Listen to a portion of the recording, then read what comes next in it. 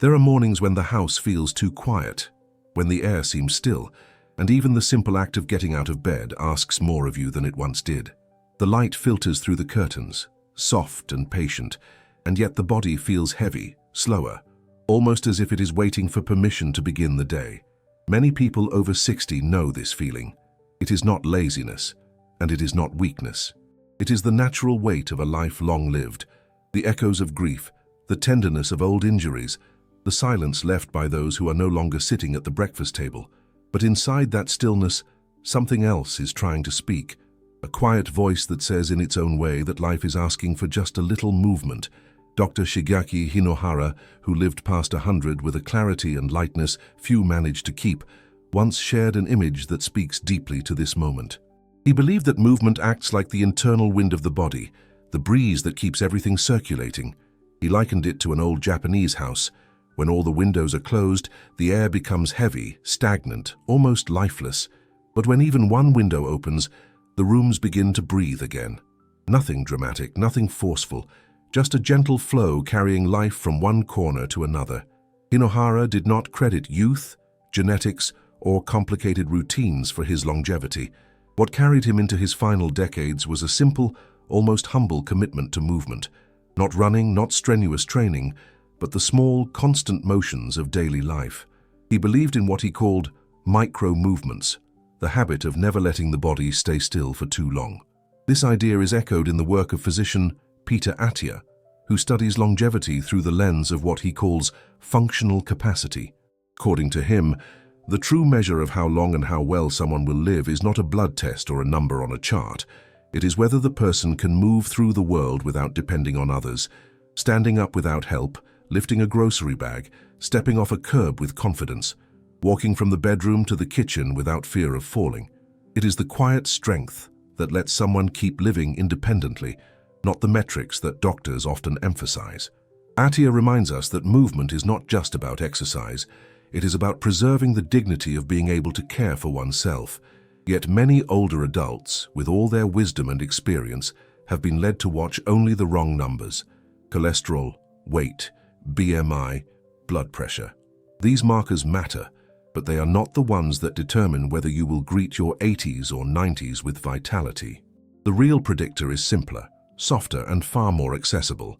Whether your body keeps moving throughout the day, whether the joints get their daily nourishment through circulation, whether the muscles receive just enough engagement to remind them they are still needed, whether your breath and your steps stay connected. This video exists to explore exactly that, to reveal why movement, gentle, steady, realistic movement, is one of the strongest foundations of long life. Not as an obligation, not as a performance, but as a daily companion. We will look at how small actions shape your muscles, your brain, your balance, your confidence.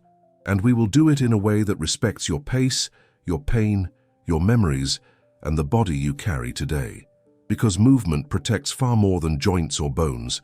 It protects the parts of life people fear losing most: autonomy, clarity, balance, dignity, and the quiet pride of being able to do things on your own. If you have ever wondered whether it is still possible to age with vitality, with steadiness, with your independence intact, let this introduction be the first open window. The breeze is gentle, but it is there, and it is enough to begin. Subscribe if you want more simple movements that keep your body and independence alive. There is a quiet habit that settles into life after 60, often without intention.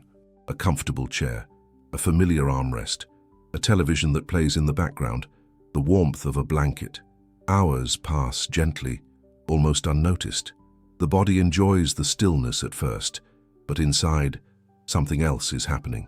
Many people believe that a short walk in the morning or a few laps around the block make up for the rest of the day spent seated.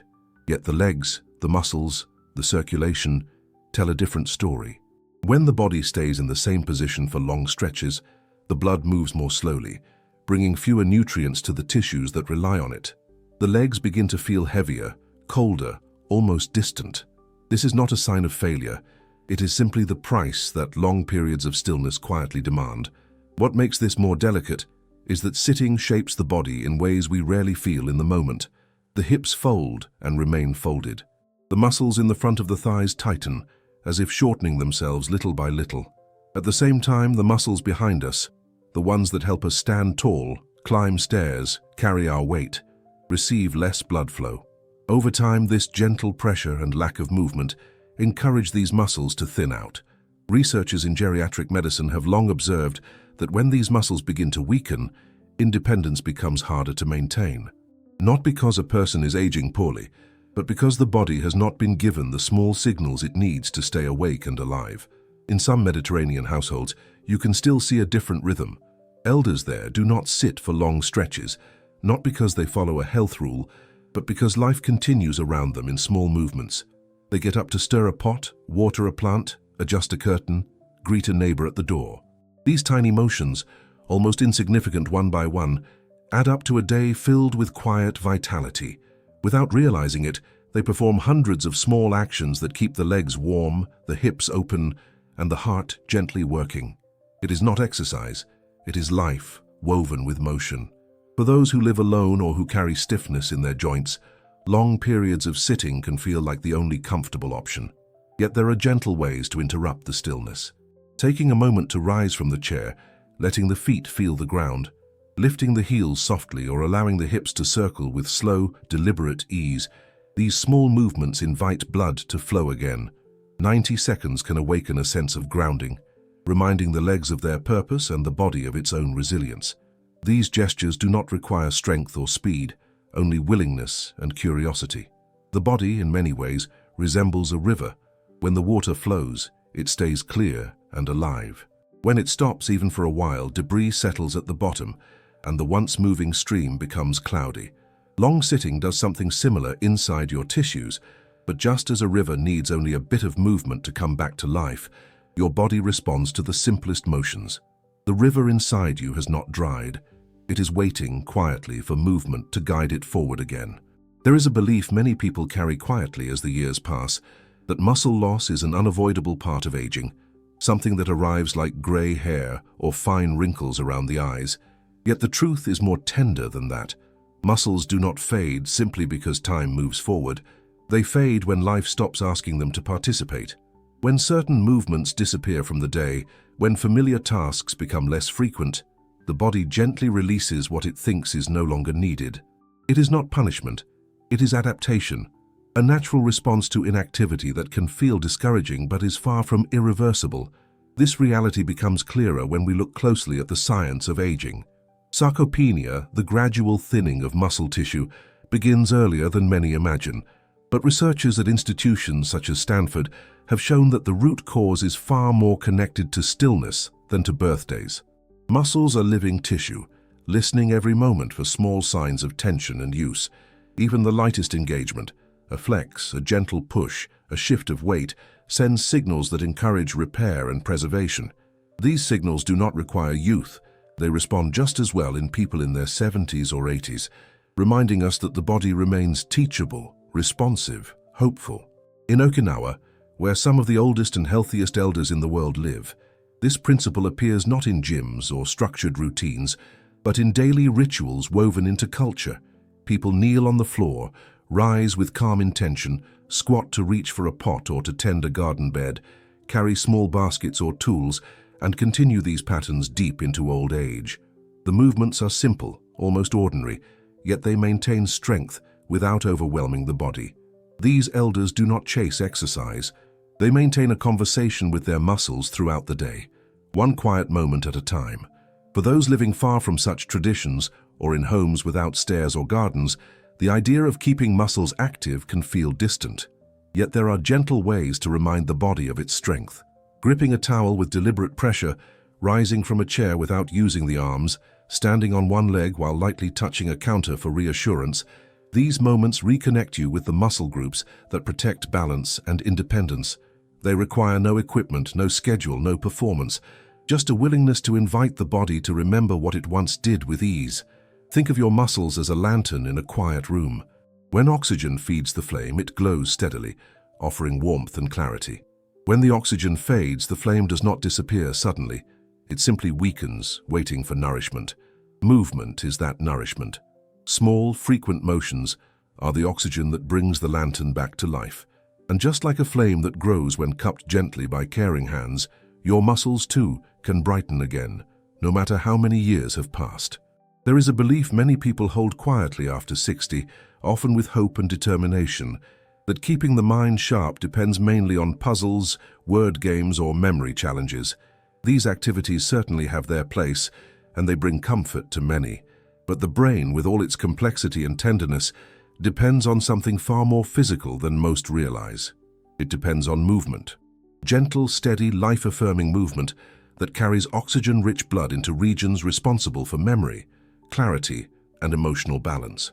Without this flow, the brain becomes like a room with dim lighting, still filled with knowledge, still beautiful, but harder to navigate. Modern neuroscience has been shedding light on this connection for years. Researchers studying aging discovered a molecule called BDNF, often described as nourishment for neurons. It helps brain cells communicate, grow, and repair themselves, even in later decades of life. And one of the most reliable ways to increase BDNF is not through games or screens, but through movement, not intense or strenuous motion, simply the kind that keeps the heart gently working.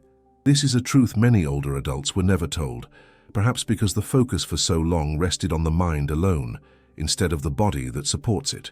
In some communities with remarkably low rates of cognitive decline, small Sardinian villages tucked into hillsides, for example, elders remain mentally sharp, not because they spend hours solving puzzles, but because their days are filled with natural motion.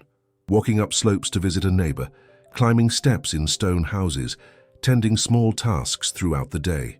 The movement is woven into life, not separated from it. The body stays awake, the mind stays lit. Their routines demonstrate something simple and profound. When the body keeps moving, the brain keeps receiving what it needs to stay alive and engaged.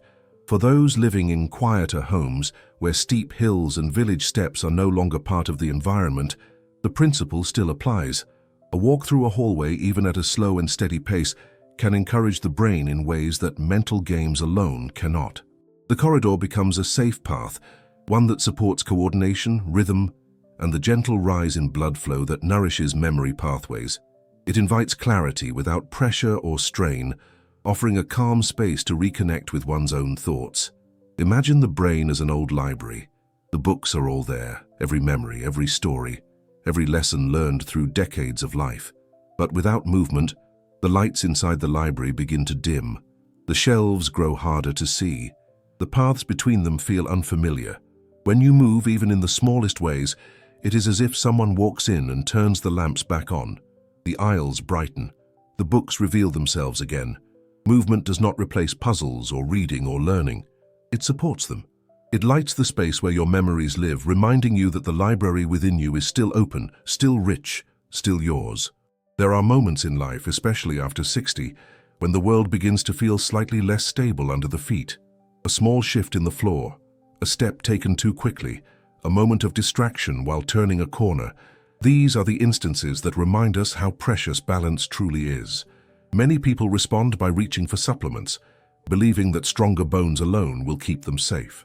Yet bones, no matter how well nourished, rely on something deeper, the ability of the body to react, to adjust, to remain aware of its own position in space. Balance is not held in a pill, it is held in movement.